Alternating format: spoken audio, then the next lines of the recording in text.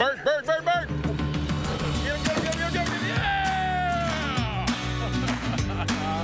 Ron Bain was right.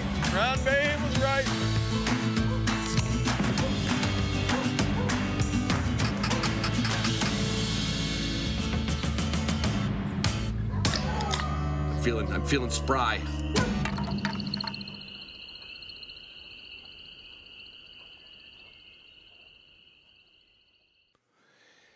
Hey everybody, it's Ron Bain with the Hunting Dog Podcast. It is the 16th of October.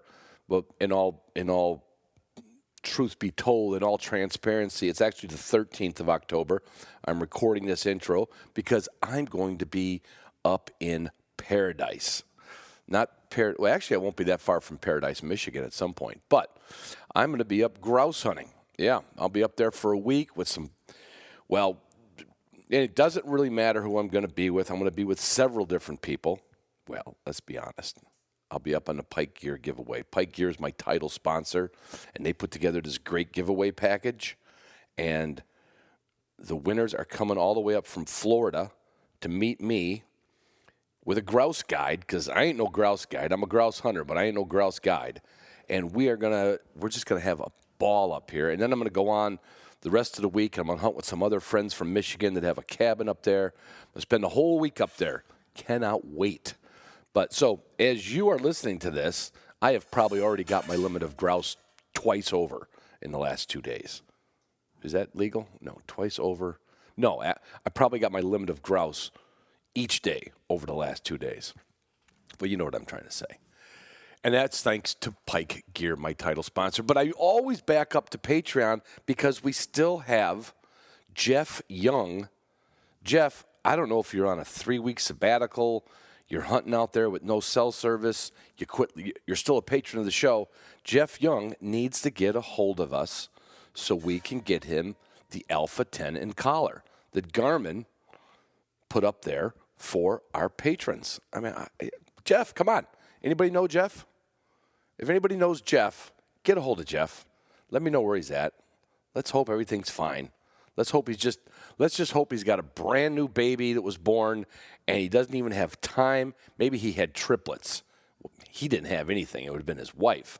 But let's just assume the worst best case scenario, that he's changing diapers, can't get out hunting, doesn't even have time to listen to podcasts. Somebody get a hold of Jeff, let him know that he won, so we can get on with the next giveaway, right? That's what this is about. You join Patreon, you come to the Zoom room.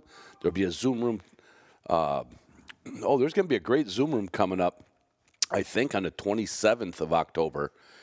We're going to have another trivia game. We're going to have some of the guys from Boss, some of the guys from Garmin, some of the guys from Gunner, Onyx. We're going to have the sponsor versus sponsor Hunting Dog Podcast trivia coming up on the 27th. That's going to be cool. See all the things you can do with Patreon if you're a Patreon patron? It's crazy. Just like all the things you can do wearing Pike Gear out in the field, all the places you can go with Onyx, all the birds you can shoot with Boss shot shells, all the things you can make and eat and spice and stuff and vacuum seal with just get Walden's catalog. Trust me on that one. You don't even. I could go on forever because it's like a 90-page. No, it's like a 180-page catalog. Gunner Kennels and Food Crate. Gunner is going to do another giveaway.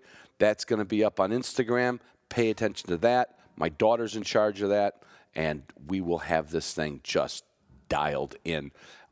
Last month we gave away a Gunner Kennel. This month we're giving away another one. Why? Because Gunner loves you. And you don't even have to be a Patreon patron to win that. And don't forget the Food Crate. Now, they're back in stock. Their Gunner Kennels are in different colors. They got some different colors now. They got a cool green. I think they got like a purple. I like the green one.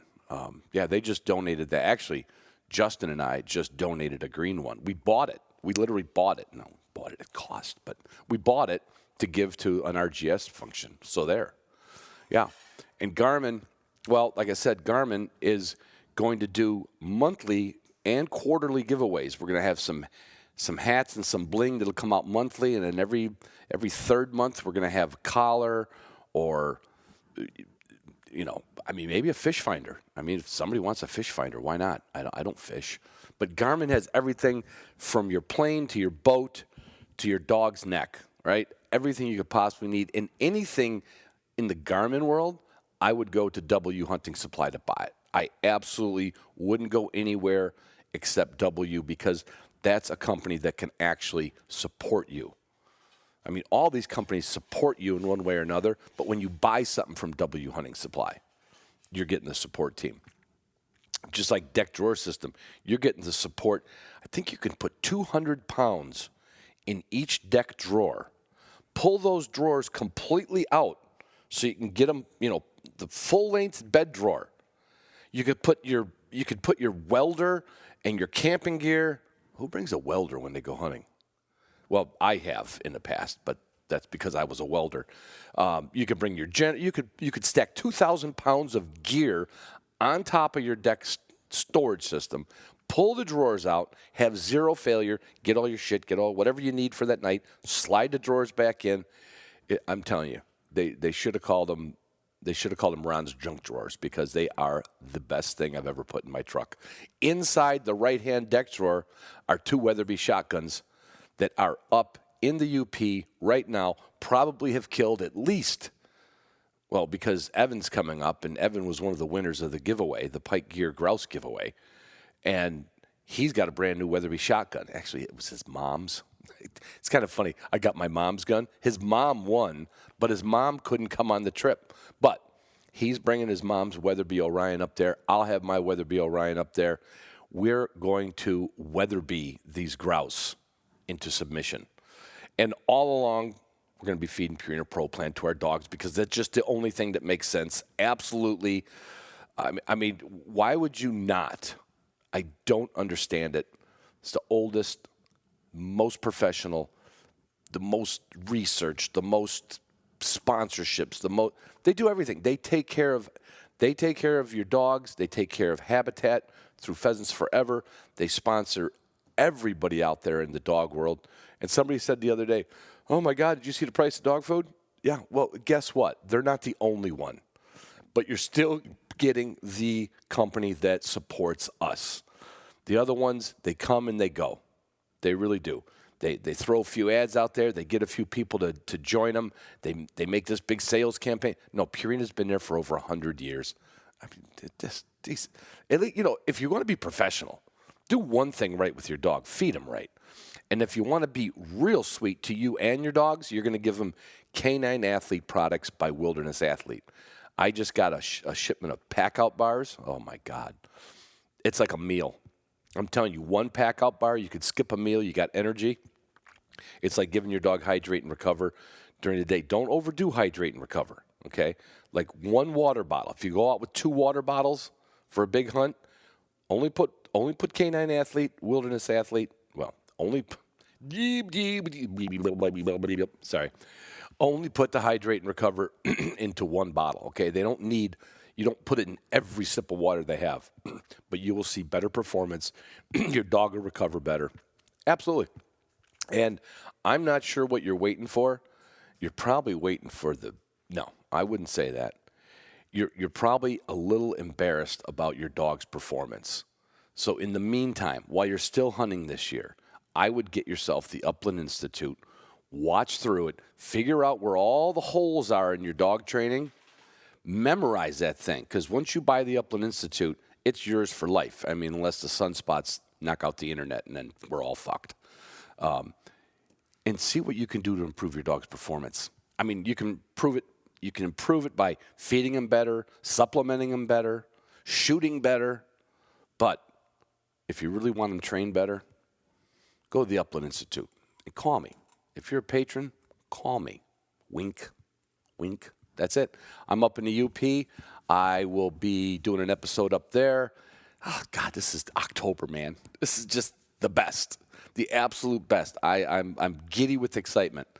And what's really amazing is that I figured out how to do a scheduled release with this podcast. If I'd have known this before, I'd have done 5 intros and 5 podcasts and just done this once a month in a kennel. Could have hunted more. Could have trained more. But anyway, going to have fun. I'm going to have Tagus and V up there. The old girls are going to stay home, and hopefully we're going to get into some woodcock for little Vivi, possibly a grouse or two, and then we're going to see if that staunch pointing puppy named Tagus will hold on a grouse. What's your prediction? I know what my prediction is, and I won't be able to tell you for a week. Have a great one. I love you guys. Love you girls. Always love you girls more. We're only going to save the audio anyway, but even though we're a couple of clean-shaven, handsome fellas that, the world would probably benefit just from viewing our conversation. Absolutely. We'll only record the audio. Anyway, hey, everybody, it's Ron Bain with the Hunting Dog Podcast. I'm on the phone with Trevor Hubbs, and Trevor works with backcountry hunters and anglers. I'm going to screw it up a little bit in their Armed Forces Initiative. Trevor, what is it called?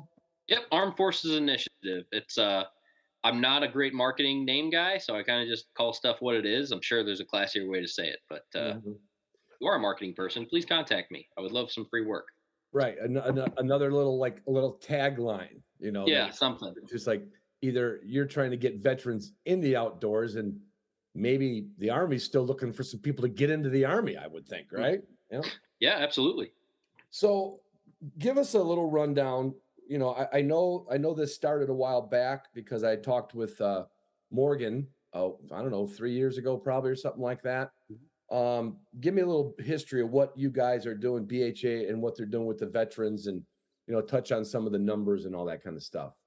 Sure. So if you're a BHA member, you probably got an email recently in the past month, like our annual membership survey.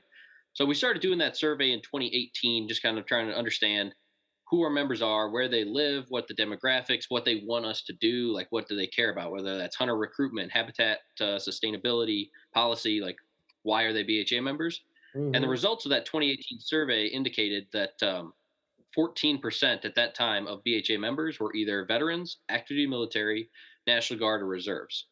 The reason that was significant is because if you look at the general population of the United States, it's depends on what study you read, but it's between 4 and 7% are veterans. So we were double the national average as an organization. And then we called Wild Sheep Society, our Wild Sheep Foundation, Rocky Mountain Goat Alliance, like trying to figure out, like, all right, well, what is your guys' veteran numbers? And they were right at that 5 to 6% mark. So like something BHA was doing without really knowing it was attractive to this military community.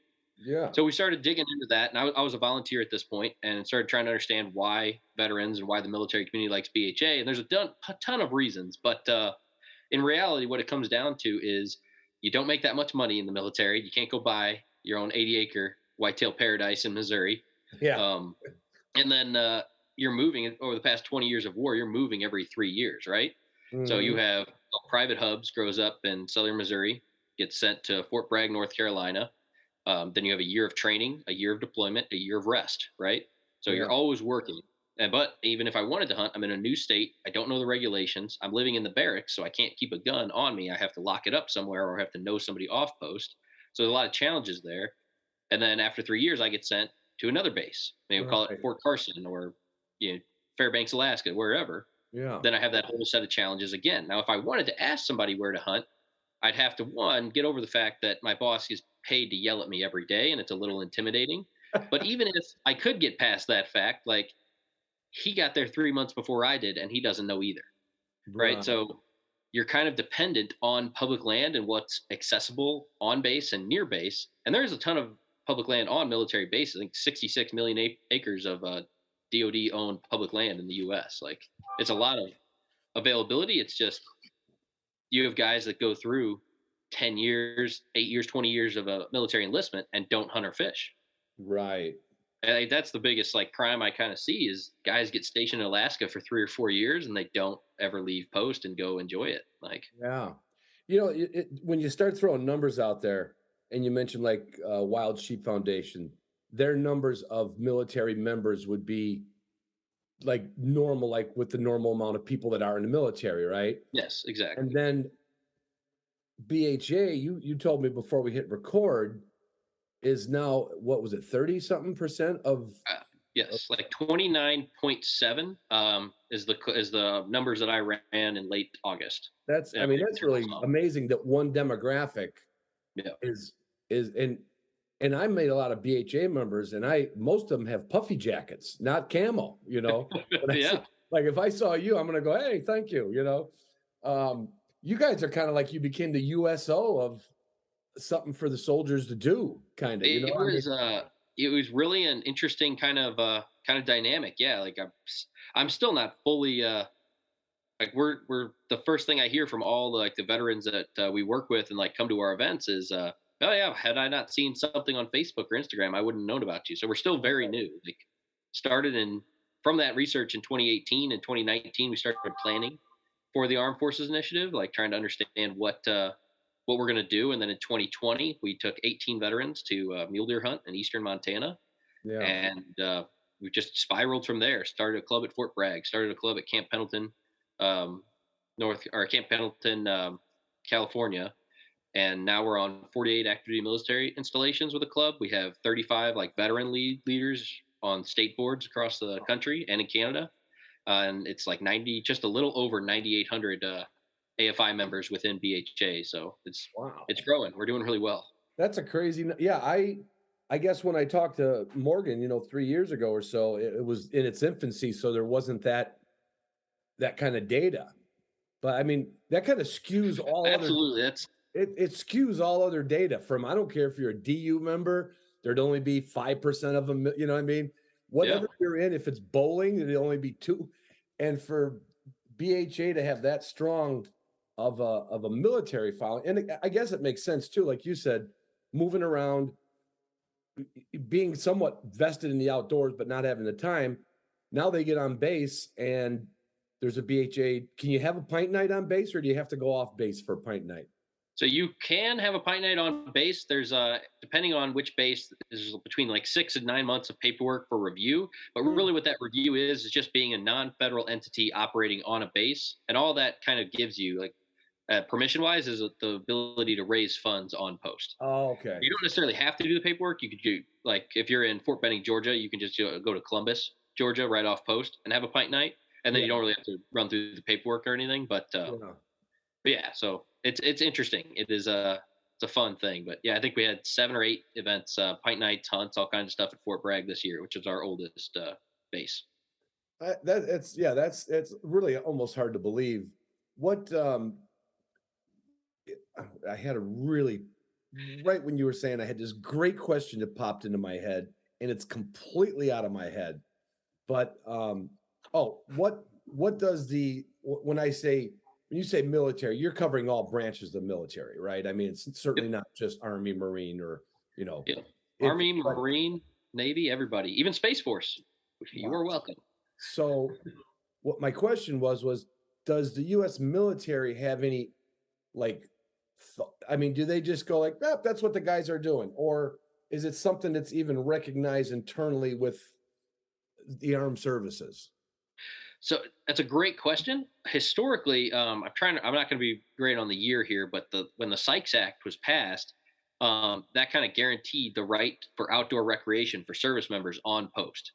So, like according to the Sykes Act, you have to offer outdoor recreation to your people who are stationed there. And the reason for that really can go back to Teddy Roosevelt and his service in the Spanish-American War, and the kind of the value that he saw in time spent outdoors for his guys coming back from that war. Yeah. Like there's a long history of using, I don't like to use the word therapy, but like just being outdoors as a way to kind of adjust from the military and come down from a pretty high stress job. Like Red Cross nurses in World War I would use fly fishing, 30 miles behind the lines to kind of work through what they called shell shock then. But, today we call PTSD. It's really interesting. Yeah. I think I remember reading that there was some fly fishing going on right before Custer's demise out there. I think one of the generals or something, and Custer always had his sight hounds with him. So yeah, I guess it's almost like the site, what's that act called? The Site Act? SIKES. Okay. And that's to provide outdoor recreation for military members. Yeah. Now where it gets complicated is it's not like, your regular public land or your state parks where you just walk on whatever. Right. Because you have to also monitor like training schedules. So, like we have some really cool photos of like dudes in deer stands or in duck blinds on Fort Bragg. Yeah. And there's a whole, platoon of paratroopers coming through the swamp on a drill. Right. And Yeah, Like, so you have to work through, like, you're sharing the space with the federal government and, like, right. the necessary military training needs, but you can still have some pretty great opportunity. There's 60 endangered species that only live on DoD properties because of the good care they take of the habitat on there. Yeah. Like, it's not bad land at all. It's really neat. Well, I've heard, boy, and I never wrote this down, and I'm sure somebody will write me back again. A fellow was on one of my podcasts, and he talked about hunting on military properties. And I actually had a book that was published, and for the life of me, it's not here on this book rack here in Virginia. And the book was titled "Hunting Military Properties," and I was like, you got to be like, I didn't even know that was a thing. Just for a non-military person, that in some cases, depending on the base, it is open to the public land or to public hunting and fishing. So Yep, that, absolutely. It I, depends on the base. Not all of them are, but a lot of them are, and it's yeah. it's a pretty neat opportunity that a lot of people don't think about. Yeah. Now, how close can I hunt to a military silo in North Dakota? Do you know at the That's a answer? great question. Because I've been on Onyx at night. Like, we've had our first kid 3 years ago, and we just had our second a year ago. So a lot of, like, rocking the kid to sleep in the middle of the night, and which I just get on the Onyx on the phone. I'm always looking, and yeah, then we go through, and it's all like state land, BLM, Department of Defense, like a little square, and I'm like, I know what's on there. Like, right. this is odd.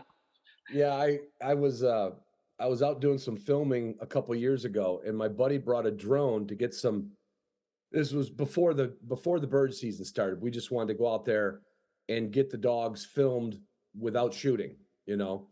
And we're next to an oil rig that was some guys were working on pulling the pipes out or putting new ones in or something. But it was legal. It was legal place to hunt or to walk, and so he had the drone going over us, and we could hear it. And when we come back from the walk, he said, "Man, my iPad keeps telling me I'm entering restricted." Hold on a minute. I got to turn that phone off. It said, "God dang it, let's get that right." It said, "Entering restricted airspace. You know, you are nearing restricted." And we're like, "Must be the oil rig. You're probably not allowed to fly a drone near an oil rig." And when our buddy Tyler came back up the hill with us, I said, "Tyler, should we have done this over here by this oil rig?" He goes, "Oh yeah," but he said it's probably about that missile man silo about 300 yards away over there. Yeah.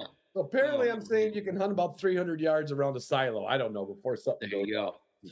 That's probably your answer. I don't know. That's you got to be careful with that. That's what was it? There's like a black bear that almost started World War III. I think I heard that on the Meat Eater podcast I a couple heard weeks ago. that too. I heard Yeah, that too. Yeah, they snuck over a fence at a installation. yeah. So anyway, so everything's going good. Needs to get better. What do we need to before we start getting into all our hunting stories and some of the successful hunts you've had with the your participants? Yeah. I think I mean the biggest thing that we need. I mean, we were talking before we started recording, but yeah, we started with 18 people and we're at 9,800 now. Like, there's an event. My goal when I took over this position last year is I wanted to do 6 events a year, and I wanted to get to $1,500 of funding, like Yeah. from our members, and we're way over that. We're at like $67,000 of funding. We're going to do over 100 events this year. Um, Wow. then that's fishing that's like everything from fishing in the Florida Keys to got 4 guys on a moose hunt in Alaska a few weeks ago. It's How are you setting that up through other military friends that say, "Hey, I know a good," because you and I were actually in, I think, North Dakota at the same time, right? yeah, How do you facilitate? Because that's a lot of organization to get that many people go oh, yeah. somewhere. Make sure they're. I would say if they're military, they probably got their hunter safety more than Yeah. likely, right? Yes, sir. You kind of trust those guys with the guns at least. But Yeah, it's how do you get all that organized, and who helps with? that's kind of the strong point that BHA is really good at, is that grassroots organization. I mean, to be honest, we had a couple of guys at each camp. Every time we do an event, at least one of the people at the last day is like, Trevor, how do I do this in my community? How do I go back to, Oh, yeah. whatever, Lansing, Michigan, or Fort Carson, Colorado, whatever? Like, how do I do this at home? And I'm like, oh, I'd be happy to help you. Like, let's do that. So, like, we have guys like David May in Alaska, Marty Bartram in North Carolina. We have Ryan Bung in Texas. Like, and they just start like they come to one of our camps, whether that's Kansas chasing quail or Missouri coyotes, whatever. Like, hey, I really want to do this at my house. Sorry, I got a Yeah. chocolate lab running through the library right now. He's all excited. He still thinks we're bird hunting. Well, there he is.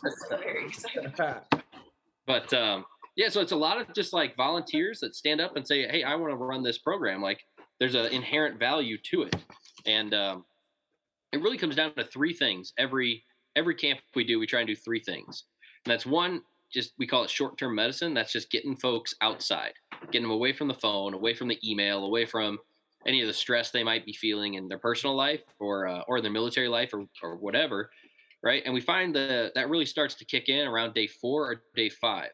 Like we had a guy from out turkey hunting in Montana 2 years ago, and he was all worried. He's had like 4 fused vertebrae, replacement shoulder, like just really worried about. He's from Indiana, like really worried about the mountains, about physically being able to do this. And he's like, "Hey, we're gonna do whatever we have to get you on birds. Like, don't worry about it."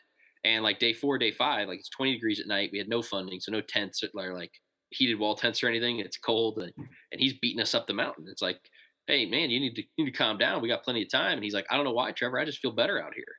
It's like Yeah. you start to see that immediate kind of effect, right? Yeah. The second thing we like to do at each event is, or what we're trying to accomplish, is introduce you to a group of peers.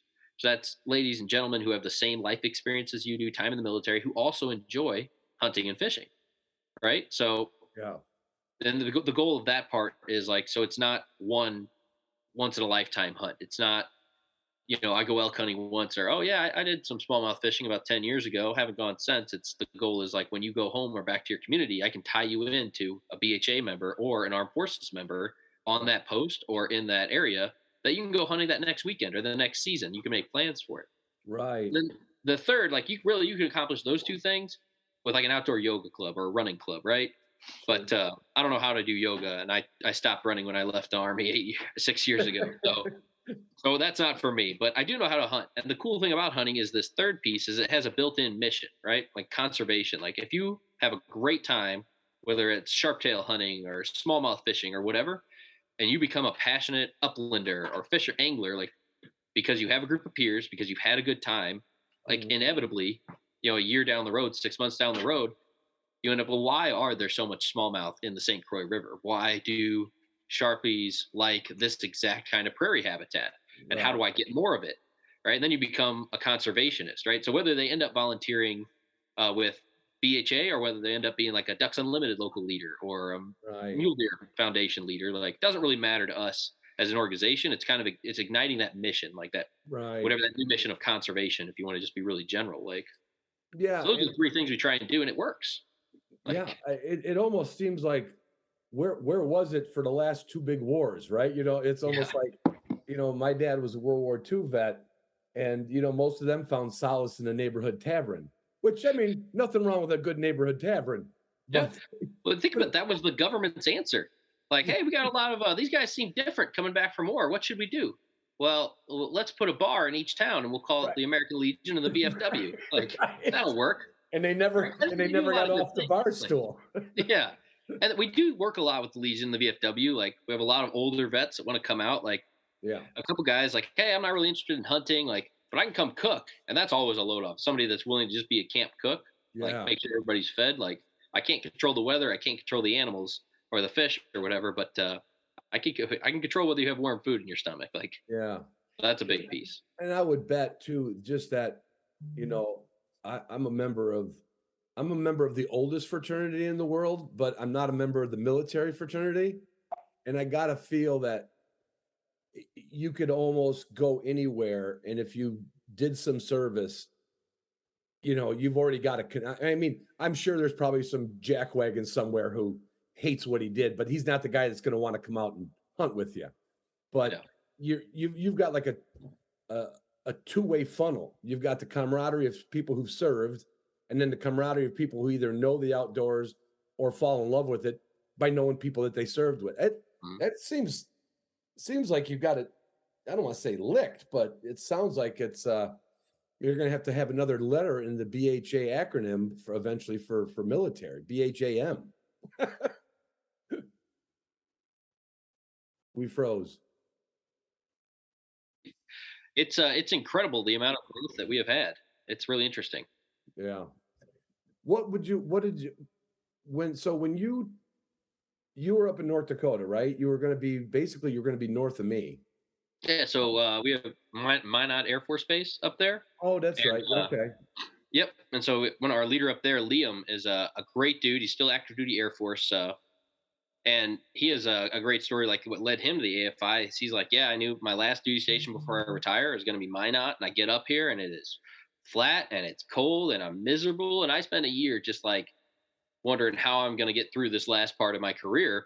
Right. And then I discovered prairie grouse, Yeah. tons, and sharpies. And he's like, now he's got a dog and he's like, that is his passion. Like he is Yeah. into it and he's taking other people out. Like it's wild.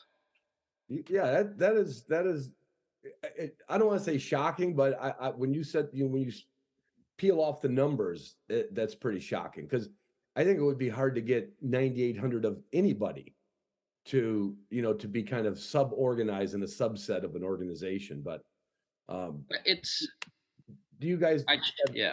a lot to do with?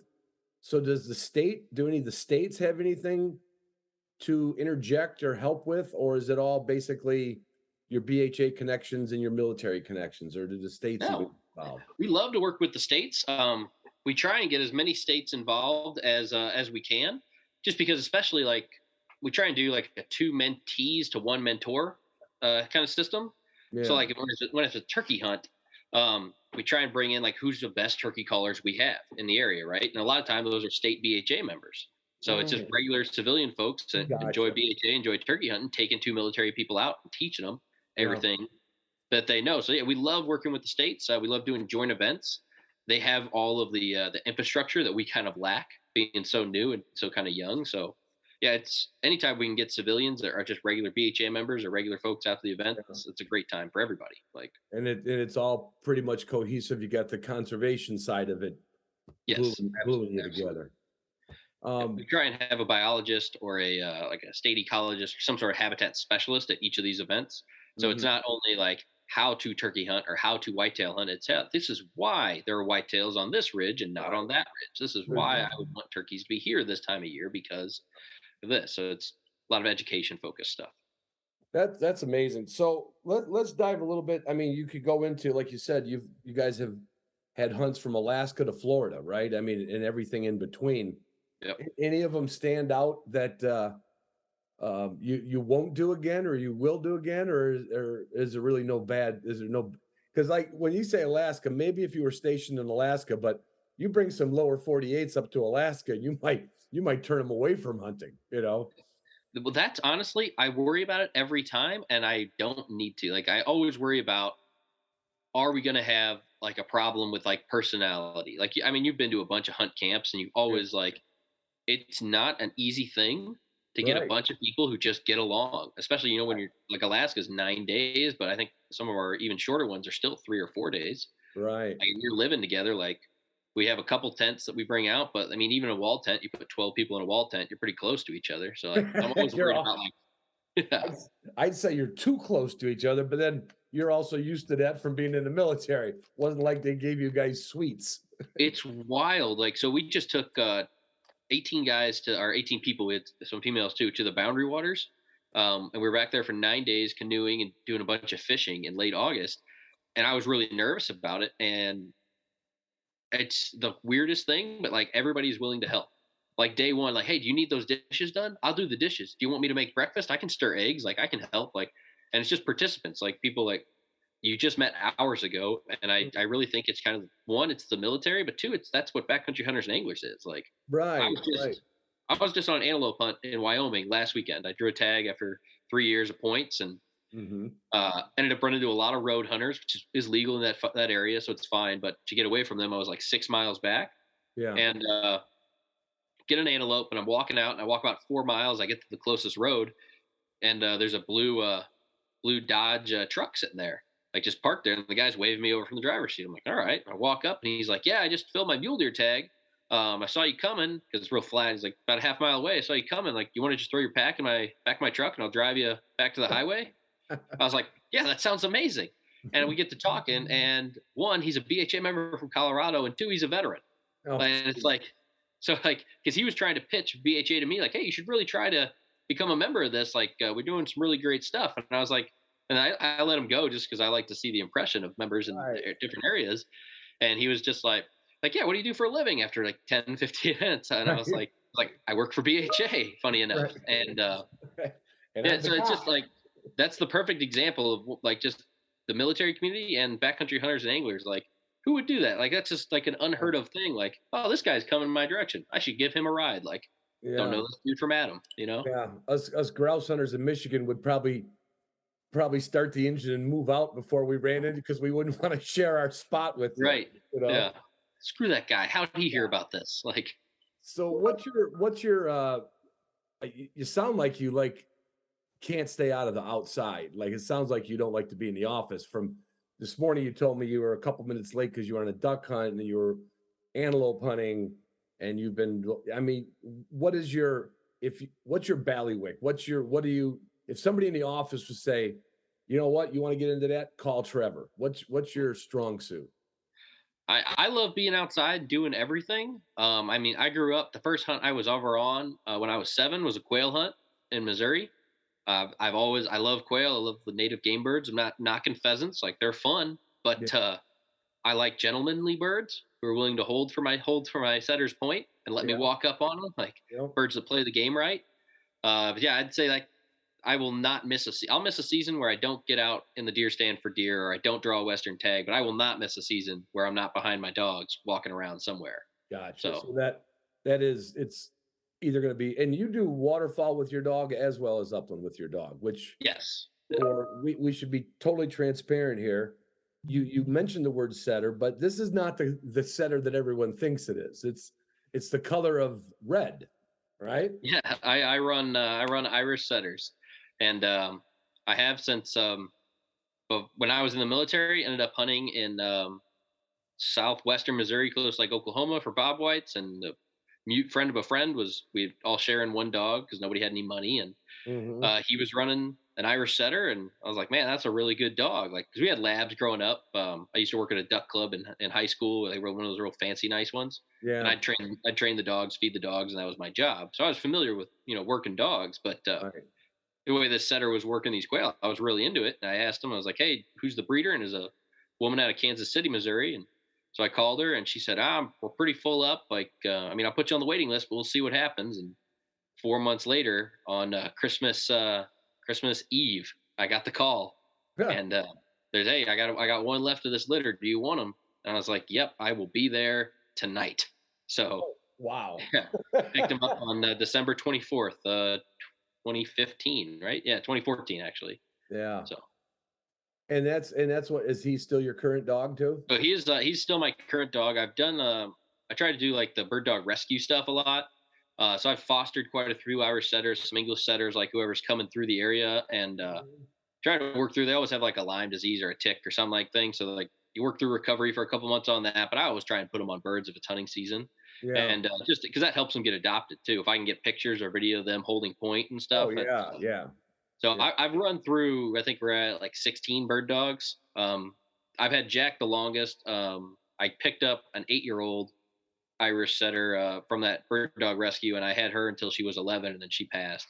And she was a great dog, but she was only like 35 pounds. She was that more traditional kind of small built setter. Yeah. Whereas Yeah. Jack, my current setter, he is 85 pounds, and the vet's like, no, don't take any weight off him. That's what he's supposed to weigh. Wow. That would be, yeah, old school Irish setter. He's big, yeah. Yeah, they were a big dog. Now what is, I'm trying to picture, I know what, English setters, or what, everybody calls English, could be Llewellyn, could be Hemlock, whatever. Sure. But they can come from everything from 30 pounds up to 60, 70 pounds. Yeah.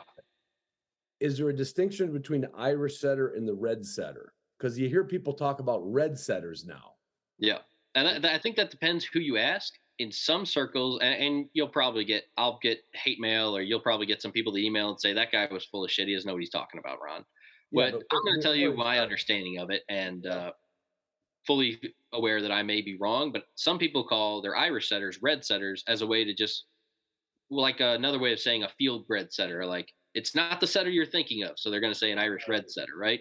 Right. And then if you look at history of the red setter, which is a book that the Irish Setter Field Trial Club runs in I want to say it was like the 50s or 60s, right when you started getting into a lot of Irish setters that were bred for the home or the Yeah. show, not Yeah. for the field, to try and revitalize the breed or try and reintroduce the breed to the field. You bred in English setters, right? And Right. then you try and breed for that red coloring. So you still like a red setter can have white patches on it, right? Right. And I believe there's 5 generations of red setters. So if you breed an Irish setter and an English setter for the intent of having a field dog, those puppies for 5 generations in that line are red setters until the 6th generation when they can officially be called Irish setters again. Oh, wow. So that's what I think the distinction is. Again, I'm sure somebody out there knows more than me, but that's been my understanding. So, because like the Field Dog Stud Book will register red setters, but I think AKC only registers Irish setters. It's a weird like paperwork thing, and I've never been Yeah. a paperwork kind of dog guy. Like if the dog hunts, man. This is something I can't let go by without saying it, because judging pointing dogs for 25 years as I've done, I don't think I ever saw one. I'm sure a few judges have, but it was not a popular dog, and nor was the English setter. Because typically you've got I'm going to go 30%. We'll just use 30% of them won't get their feet wet, right? Mhm. And another 30% of them probably won't pick up the bird. Yep. I mean, that just kind of comes from all the field trial, 100+ years of Oh, absolutely. of dialing them in to be fantastic field dogs, but never testing for the water retrieves or anything like that. How did you just get lucky that yours likes the water and everything else? I don't know. I was always told like never brag about dogs or kids because they will disappoint you every time. Yeah, But that's true. yeah, I don't know. When I was in high school working these Labrador retrievers for this duck club, like I've got a lot of experience with the retriever side, like just Mhm. knowing like what I need these dogs to do. So I was much more comfortable training my first bird dog on like the retrieving piece than I was the Yeah, upland piece. Maybe that helped, but I truly think like I'm always looking for that desire to please in a dog. Like right. I'll take a lesser nose, a lesser physical ability, like lesser prey drive, even if I have that desire to please. If that dog is willing to do what he knows I want him to do, and with that, and then just keeping it fun during training. Like I think, Missouri doesn't get that cold either. So when he was a puppy, I'd set up it in the hallway and I'd throw couch cushions out there and like put like gates up and I'd just throw a dummy. And we Yep. do that maybe 5 or 6 times a day, like and always trying to end on a good note. And Yep. after doing that for a few weeks, started doing it in like the local pond at the park. And he Yeah. was just really into it and just didn't really phase him. And we just kind of kept going. And yeah. You said a mouthful when you said, a dog that's connected. In the judging terms, we call it cooperation. Mhm. That's the trait that's in a dog that makes him cooperative, makes him your partner. He's willing to, like, oh, we're not going to do this right now. We'll do this right now. And I've always said, so I use the word cooperation. I'll take a dog on a score of 4 in one organization, 0 through 4. I've always said, Mhm.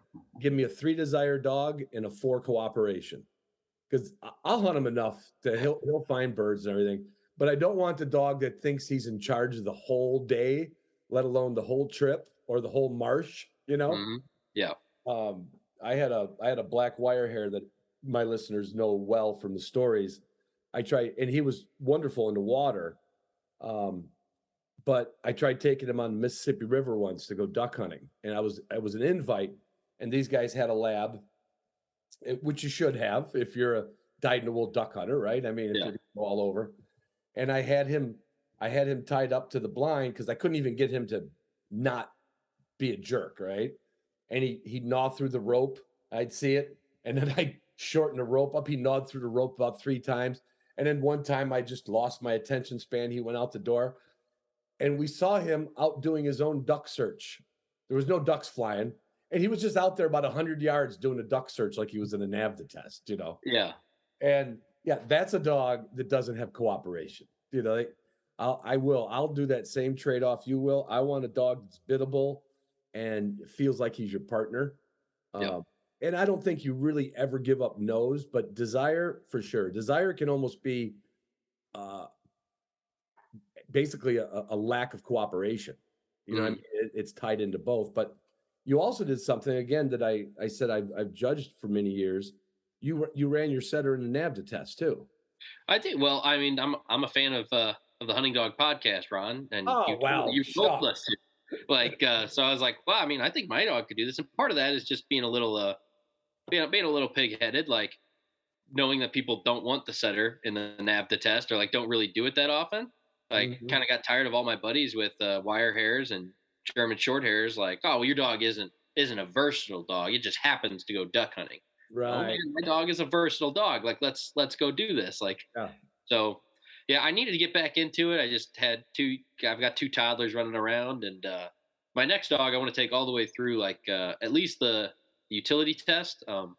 Good friend of mine, John Liskovitz down in North Carolina, runs small Munsterlanders, but he's got two versatile hunting champions that Yeah. like did the full thing, and he's always trying to get me to do it. And we've hunted together, and he's got some amazing dogs. I don't know if I could do that with a dog, but Well, I think you can. I mean, because genetics, if the dog, if if the dog has the genetics, which good bred dogs got, the genetics don't expire.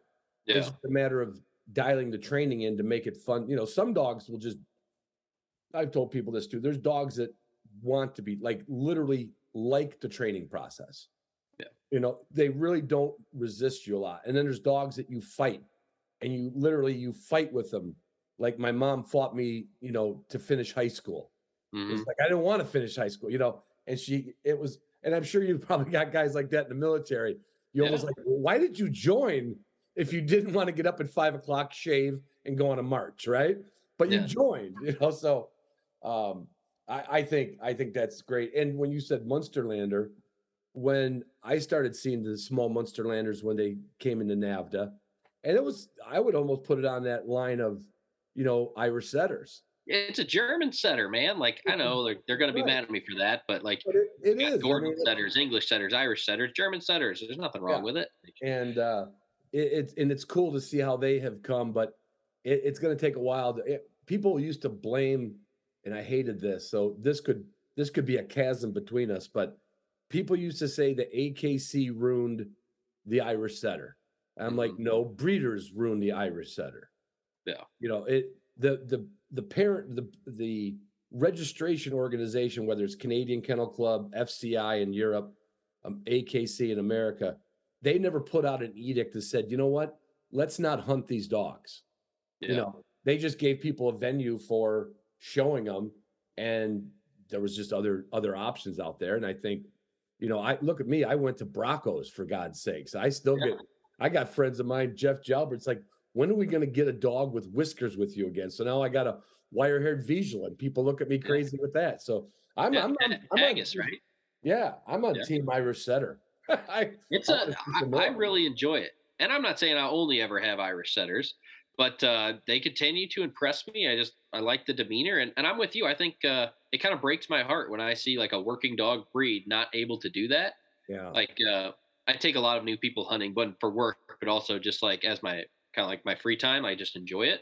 Right. And I remember a guy, like I always get asked when we're doing an upland hunt or a duck hunt, like, so what does Jack, like, what does the dog get? Like, what's his reward for doing this? I'm like, doing this is the reward. Yeah. Like he's having the time of his life. Like, Right. yeah, I'm going to put some bacon fat or some raw egg on his food or something to help keep weight on during the season, because they drop so much when you're working them that hard. But really, this is the reward. Like, he wants to do this somewhere inside his body. He knows this is what he has a purpose. God, yeah. I mean, that's like a child saying, what would a child's favorite class be in school? Recess. Yeah. Right? That's the reward. I hated school, but gosh darn it, at least I got recess, you know? Exactly. So that's pretty cool. What's he run like? What's his range when you're out? Now you're in Missoula right now, right? Yeah, so I'm in Missoula. I didn't bring Jack out for this trip, but he does a pretty good job. I think that's just because he traveled with me for so long of kind of adjusting range. Mm-hmm. So like we go out to like the national grasslands like Fort Pierre Yeah.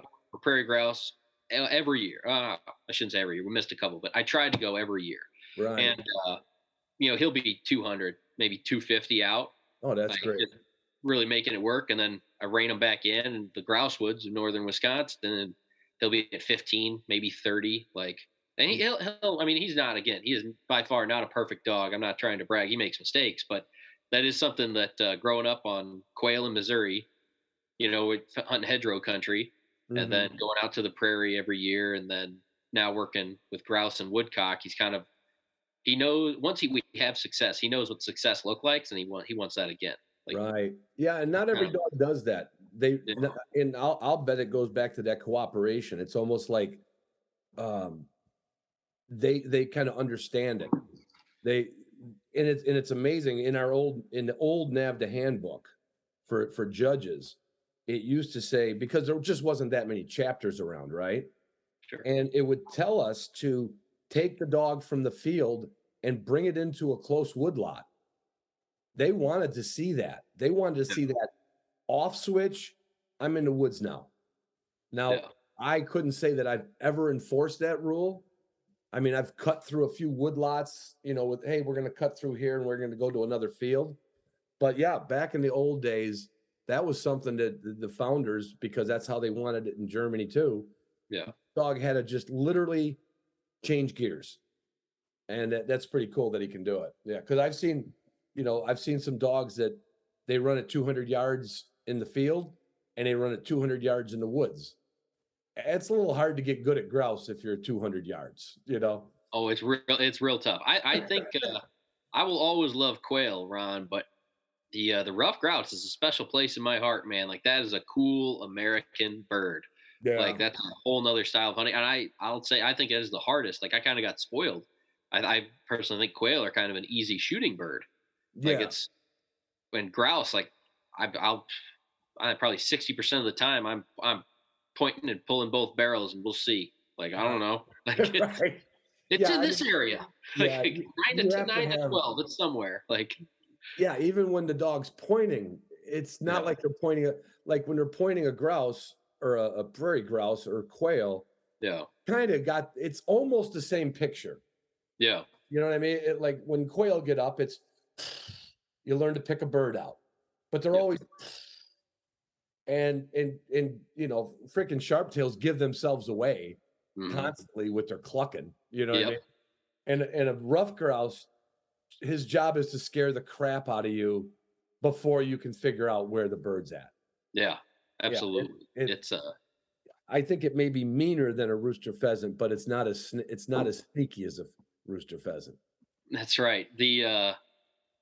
I can't remember. I think I heard this on your podcast when I was trying to figure out rough grouse, but it's just swinging on them is tough. Like, Oh, my idea of rough grouse habitat in northern Wisconsin is, being a closet full of broomstick sized aspen. Like, right.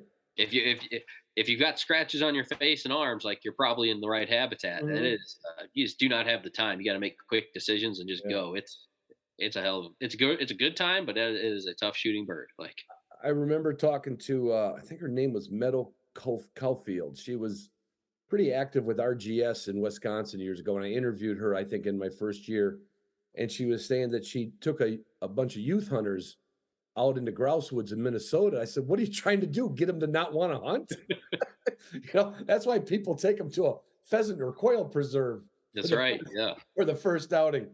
You take a bunch of 13, 15-year-old kids in the grouse woods, half of them going to come out of there going, I ain't going back in there. That's enough.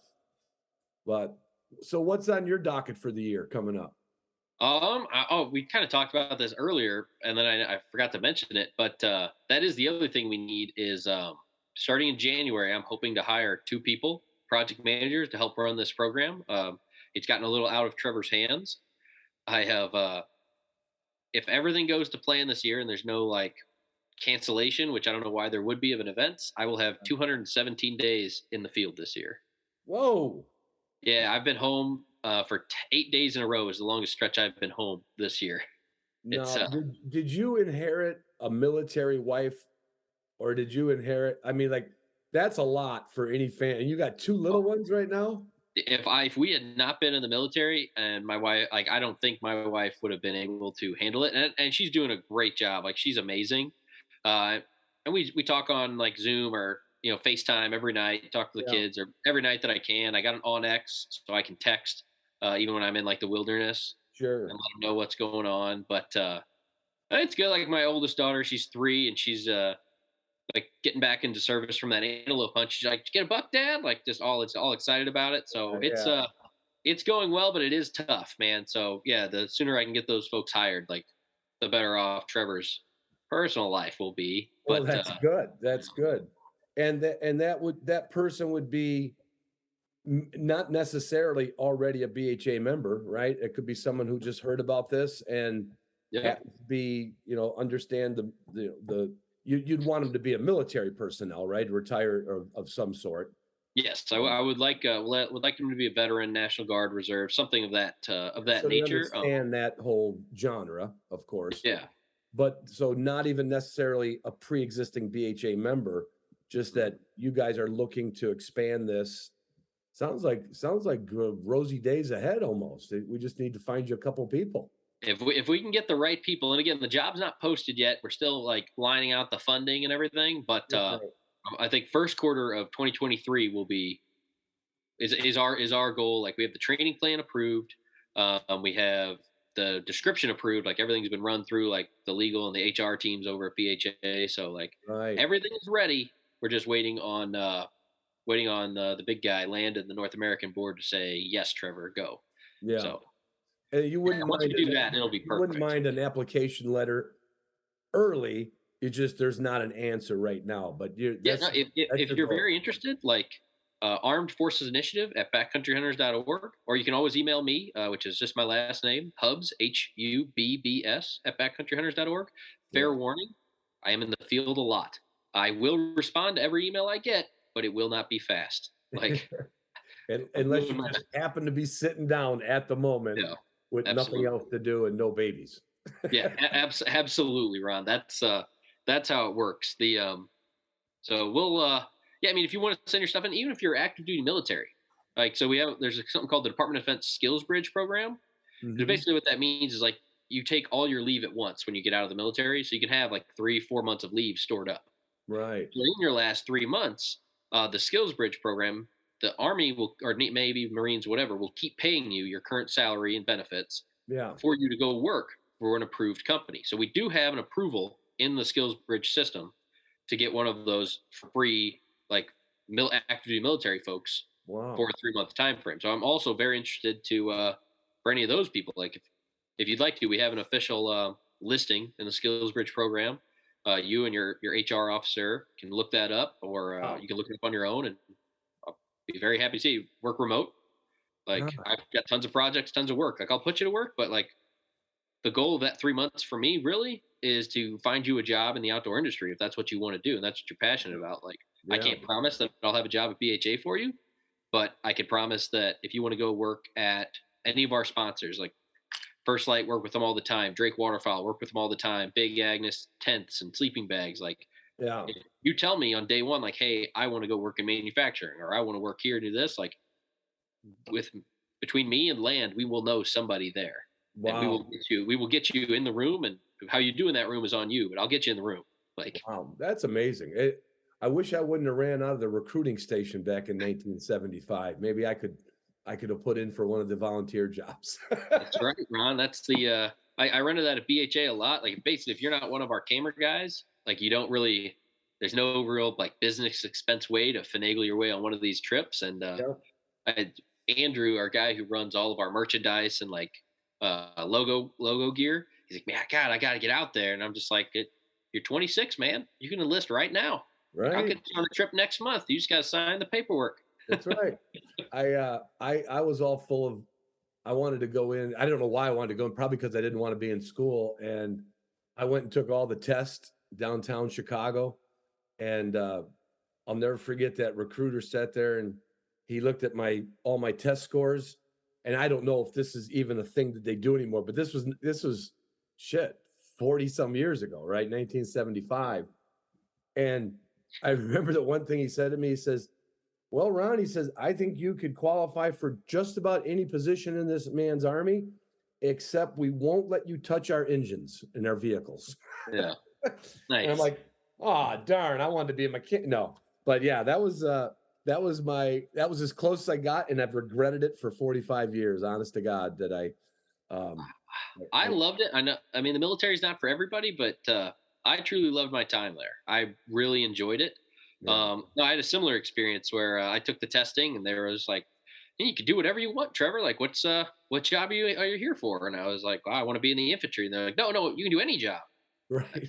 What do you mean? And I was like, no, I'm here to be in the infantry, man. Like, uh, that's my. So I Right. did that for 8 years. I had a great time. But yeah, I recommend everybody do it who's remotely interested, because especially if this is going to sound kind of weird, but if you can get one of those 2-year enlistments that they offer during a time of war, Yeah. like you're in training for 9 months, then you only got about a year left. Yeah. Like you get all the benefits, and if you like it, you can reenlist. And if you don't, like it's 2 years of your life. It's Yeah. Yeah. one and a half hockey seasons. Like, That's a good way to put it. Yeah. Or 1.5 pheasant seasons. Right. yeah, like you're fine. Well, that's really cool. Trevor, I'm glad we got some information out there. And to me, almost some shocking information of the amount of military personnel that you guys have touched and influenced and made BHA members out of. But it sounds like in a year from now, you'll probably be able to give me some new numbers, probably, huh? I believe so. I could probably pull some new numbers this week. It's based on the reporting system with BHA. Like the best way for me to find out is to individually pull memberships by zip code of all our military bases. And I was infantry. Computers are not my thing, but it takes me about 3 hours to get all that done, or I would have pulled the numbers for today. And is do that or go on a duck hunt, and it's just that's a tough decision. So I was on the spot. And you went did you do any good this morning? We did. We had a couple widgeon and a couple teal come in. Like the groups were working right early in the morning. I mean, it doesn't get sun up here till 7:12, 7:15 in the morning, I think today. Right. So and then you have the mountains. So even when the sun is legally up, it's not quite up. Right. So Right. but those 3 groups that worked in good. Like you hit the call and they turn around, and cupped wings come in for our first time. One of our operations managers, his first time duck hunting today, and he got his first duck. He got a nice widgeon that Drake widgeon that just came right in and did it right for him. So it worked out. Sweet. That's not a bad way to start a Wednesday morning at all. Oh, not at all. Not at all. I got a couch right here. So as long as I could turn my video off for the rest of my meetings today, I might be able to squeeze a nap in. We'll see. All right. We don't have to advertise that. No. I'll be squeezing one in myself though. Listen, Trevor, I would bet that our paths will cross because I get around quite a bit and you get around quite a bit. And if there's ever a time that you're in Michigan in the off season or for an event or somewhere where I could even drive, I wouldn't mind coming out and interviewing a few of the people that did it. It would be fun. Yeah. I just one of our guys in the Boundary Waters, Eric McGee, our newest. I think he's our second newest leader now, but yeah, we was on the Boundary Water trip, and at the beginning of the trip, he was like, "Man, I'm about ready to cancel my BSA membership. I just don't know what I'm getting out of this." And on day 5, he's like, "Hey, do you need some help in Michigan? Like, can I do this?" I'm like, "Yeah, I'd love for you to do this." But he's got a what's it called, like a pheasant farm or a game farm pheasant shoot coming up, and I think he's down by the Detroit area. But I'll send you the information if you're interested. Do that. I got a busy fall laid out, and I usually have to give my wife the whole schedule. But for something local, 3 hours away, I could pop out there, and I think it'd be fun. And if nothing else, I'm sure you'll be at Pheasant Fest in February. I will be there. Are you guys going to have a contingency there besides the normal BHA? Is there going to be the yeah, I'm working double duty for that. I'll be there for BHA, and I'll probably have a few of the Minnesota Armed Forces guys up there that are doing a great job. I didn't mention their names, but shout out to Sean Weary and Mike Verhoeven, doing a wonderful job in Minnesota. Great. And I sit on the board for the Wisconsin Sharp-tailed Grouse Society. So when I'm not at the BHA booth, I'll be at the Wisconsin Sharp-tail booth trying to earn some money there. Well, let's hope our booths are close enough, because sometimes you go to these events and you don't even ever see anybody because you're that busy at the booth. But no, that'd be interesting. Yes, sir. If nothing else, we'll shake hands and Well, I won't challenge you to a wrestling match, but you're a little young for me. But I would not wrestle you, Ron. I'm not. I've gained about 40 pounds since I got out of the Army, and it's not going anywhere. This is just who I am now. but But no, yeah, I'd if love to nothing else, shake we'll your have some hand. cigars, hang out. There you go. Let's make that happen at Pheasant Fest. Yes, sir. All right. Have a good one, Trevor. You too, boss. Tell everybody else that I remember and knows me I said hi. I will, sir.